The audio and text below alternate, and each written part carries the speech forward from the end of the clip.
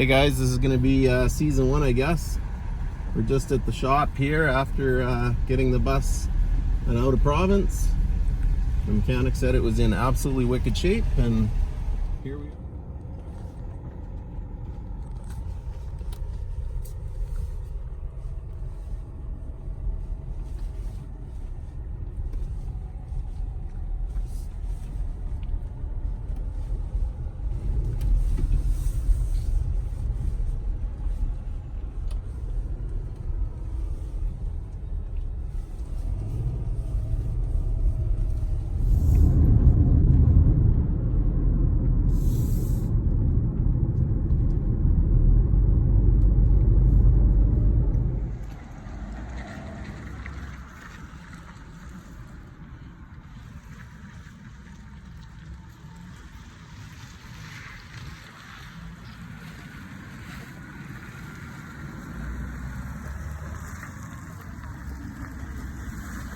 Hey guys, Chris and Tracy here again with Destination Unknown, and yeah, we got the Prevost back, and we're starting to rip the seats out. So I'm going to show you how that all comes out here momentarily. But this is going to be the very first inaugural removal, and I thought I'd share that with you. So I'm kind of hoping that this will just lift right off of here, and it does.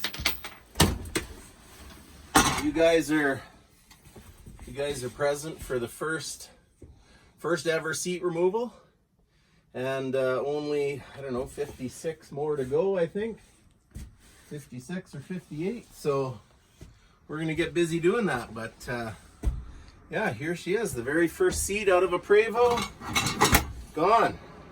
On a side note, does anybody want to buy any seats? I got a few of them for sale.